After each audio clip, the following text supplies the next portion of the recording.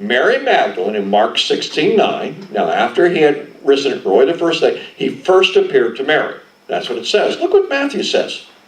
And it's talking about women here in context. Behold, Jesus met them and greeted them, and they came up and took hold of his feet and worshipped him.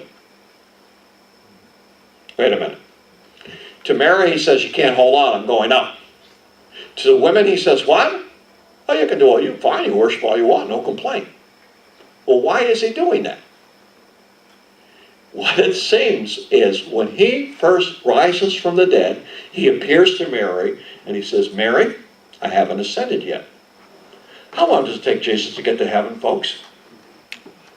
It can happen in a moment. He ascends, leading millions of souls with him. Those that they saw in Jerusalem disappear, they go up with him. And he's like, he presents his blood, but where is his heart? Jesus came, he came to seek and to save that which is lost. He brings them to heaven, he's demonstrated his victory, and he goes right back to what he always wanted to do, winning souls. He reappears minutes later, maybe 10 or 15 minutes later. And now the women are allowed to what? They can worship him all they want and hold on, no problem. I now have ascended. Now, there's one other thing the scripture tells us about this ascension. If you haven't fallen asleep on me yet, here we go. Demons actually tried to stop Jesus' ascension to heaven with the souls of those that have been waiting in the heart of the earth. It says so in Colossians 2:14 and 2:15. I'll read this thing. It really says this.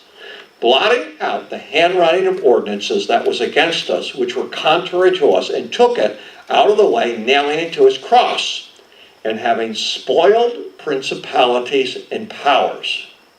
Now, what is that about? The principalities and powers are demonic creatures. They are demons, all right? And what it says next here, it says, and made a show of them openly, triumphing over them.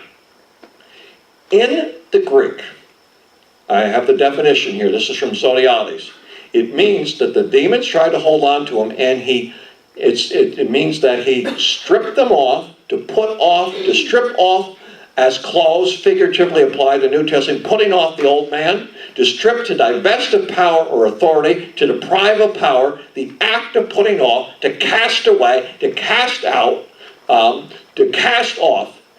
He tore the demons off his physical body. They understood that if he passed into heaven with his blood, they were defeated. They literally tried to hold him down. And that's what Paul talks about. Now, do we get to see any of this? No. We can only imagine it. But Paul wrote about it in Colossians. Colossians 2:14 and 15. I've got my notes here. I wish I had the whole thing all written out. But that's what it says. He stripped them off. Here it says he spoiled principalities. Tore demons off and ascended. All this victory is going on, and we only get a glimpse of it here on earth. A few souls walking through the streets of Jerusalem. Mary being told, don't hold on. The women being, no, you can worship me.